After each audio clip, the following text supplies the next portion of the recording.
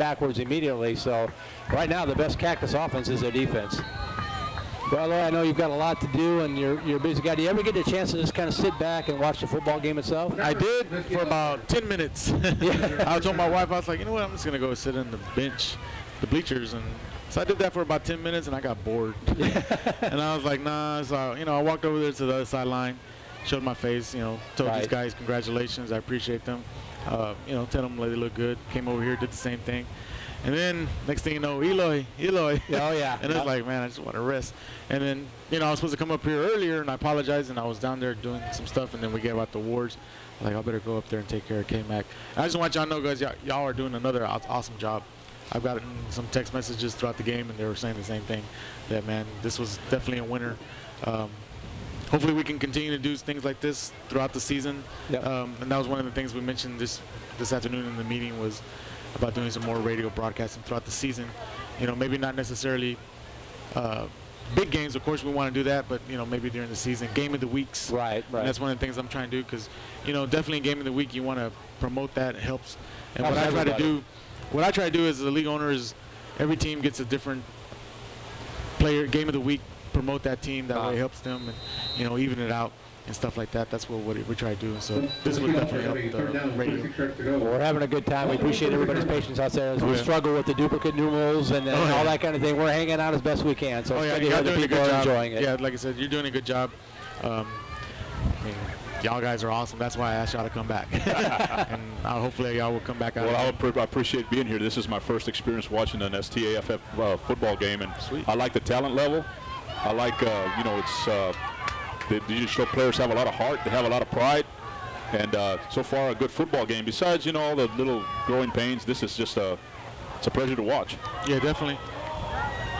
Oh, a third down and 46-yard heave from Dante Hunter to Terrence T.D. Perkins out to the 2-yard line, off his fingertips, incomplete.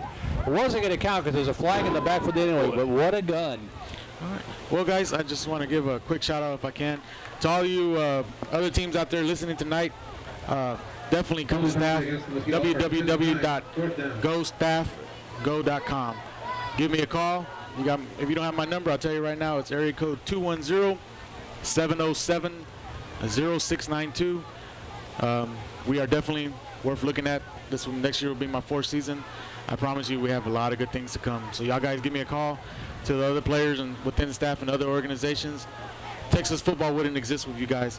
So you guys give yourselves a hand in the back. Y'all guys are greatly appreciated.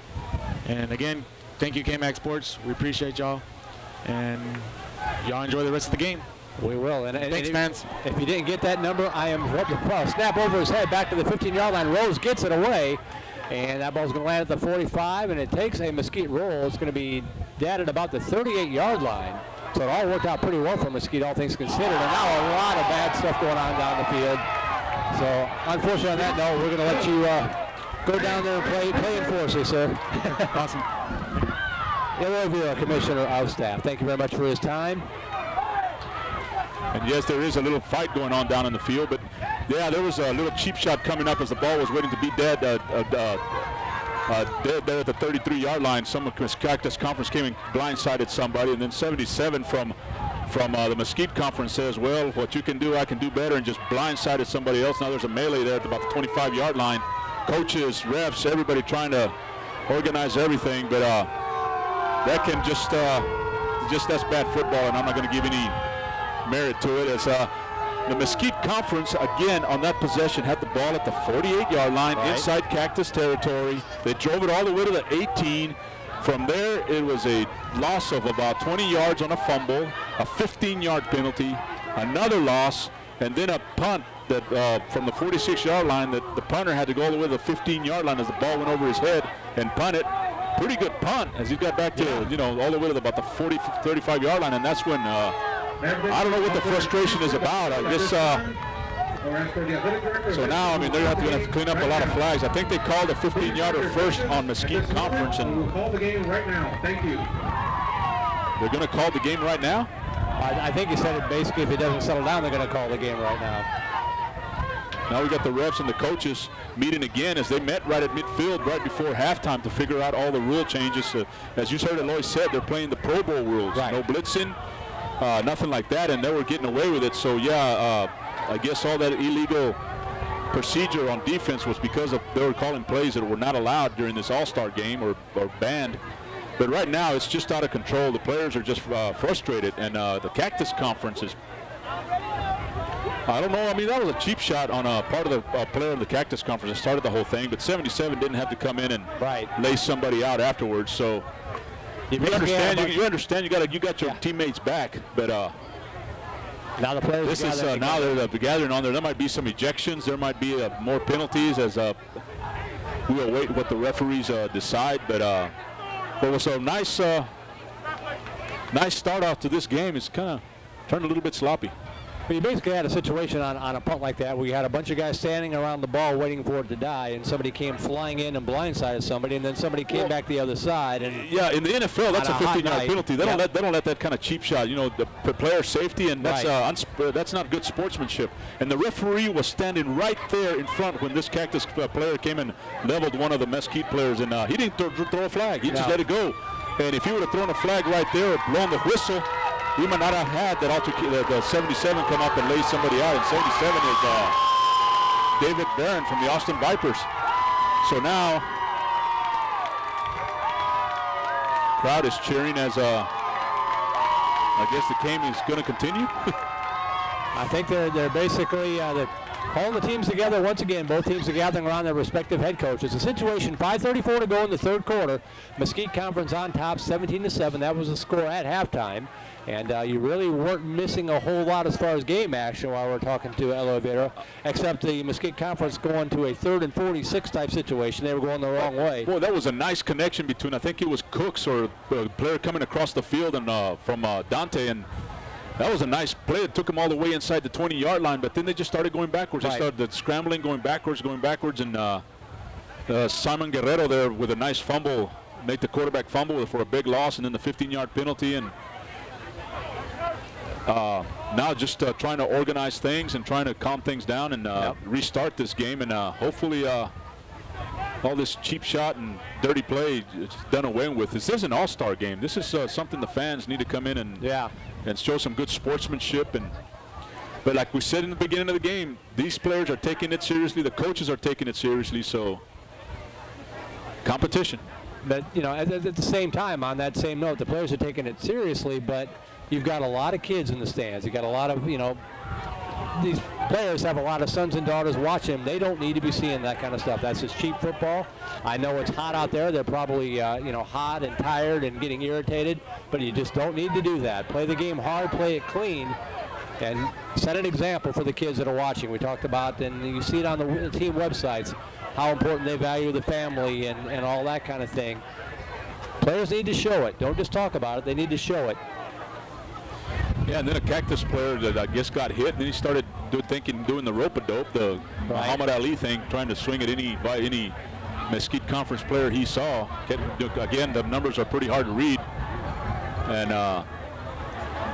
so now, big break in the action. We don't, the players, all the players and coaches and everybody talking to the ref on the field. So we're going to go ahead and take a short break while they sort things out as you're listening to the STAF Football All-Star Game on KMAX Sports.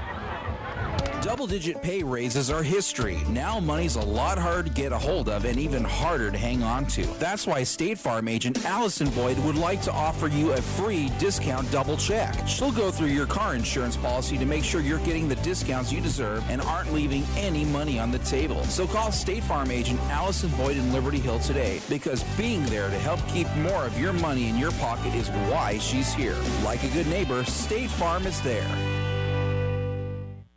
It takes one quick conversation with Lake Cliff Country Club General Manager Brian Dees to find out what sets Lake Cliff's Arnold Palmer designed golf course away from the others. Brian says it's the unparalleled bent grass greens which provide the high-quality putting surface. Brian says they're the best greens in the area. Of course, Brian is proud of his quality staff and the great customer service provided by the Lake Cliff Country Club staff. Visitors, whether they're there to take part in the golfing, tennis, or social amenities at Lake Cliff, will enjoy the relaxed atmosphere out in the Lakeway area and minutes from downtown Austin. Call Lake Cliff Country Club 888-798-0695 or see them online at lakecliffcc.com. Come enjoy the hill country in style. Lake Cliff Country Club online at lakecliffcc.com. Find your new or pre-owned motorcycles, wave runners, sports boats, and all their accessories at... That would merit an ejection.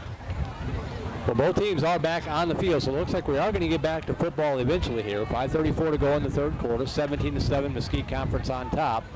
But it just kind of makes you wonder. It's the kind of thing where even if the game doesn't get underway, everybody's going to be on the edge of their seats now, just waiting for something else to happen. And you just kind of hate to play a game under that circumstances. And you had Eloy up here of just now. You know, maybe he walked down to the field at his perfect timing. Yeah. But that's not what this league is trying to become or what it's all about. And he'll straighten things out. So players still down in the field, still discussing it. Coach is still out in the field. Referees gathering around. The ball still sitting at about the 39-yard line. It will be Cactus ball. After a great defensive stand that they put on to start the second half, we've been now down for about 15-20 minutes, like JB said, just trying to get through as it prevailed. You also have Hank Morris, the general manager of the Austin Vipers, down on the field. You know, maybe he's just trying to help out, settle things down. But right. The coaches and the refs are the only ones that should be down there on the field, in my opinion, and try to sort this thing out. So gradually, like pit road before a NASCAR race, everybody's gradually making their way to the sidelines, and looks like we're about ready to get back to football here. 17-7 the score, Mesquite Conference on top.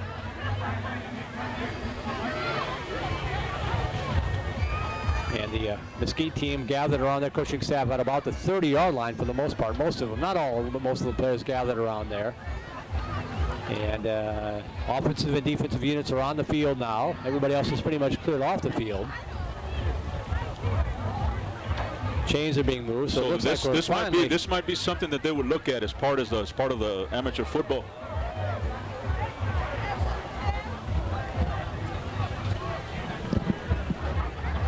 To me. But I apologize to the John F. Kennedy High School. They're Rockets, not Cougars. But now we're getting ready back to play some football. So here we go. 17-7 to score. 5:20 and counting to go in the third quarter. And back in at quarterback is Brandon May from Cuero. He takes the snap, rolling to his left, looking downfield. Fires tipped at the line of scrimmage and knocked away. Nice defensive play there made by J.R. Turner. And again, looks like they got May trying to put him in the open. Now it's rolling out, trying to give him some time to throw. But right there, nice defensive play by the perfect timing there by the defensive player to knock the ball down. And looks like he had an open receiver out in the flat. I'm correct. That's Dante Hunter from the Austin Vipers got the hand up there and knocked it down. Second down and 10. Ball from the 39-yard line. Clock continuing to roll here with 4:40 to go in the third quarter. Brandon May, the quarterback. He's got Troy Mangum all set to his right side. Seems like it's forever that we've called his number. Quick drop. Now rolling to his left, throws it up. Got a man streaking down the sideline there. Knocked down. That's a pass interference immediately. The ball is intercepted, but it's not going to matter. And they just stopped playing. He intercepted, and it's going to go all the way for a touchdown. It could be offensive pass interference, but I don't think it's going to be. He was but, you know, the thing is that all the Cuero Cactus Conference players, everybody just started standing around and let the guy go about 60 yards for a touchdown. But yeah, I mean, it's going to be called back, but still, you got to keep on playing. Yes, he did. Cameron Crowder had the interception and took it all the way back for the end zone. But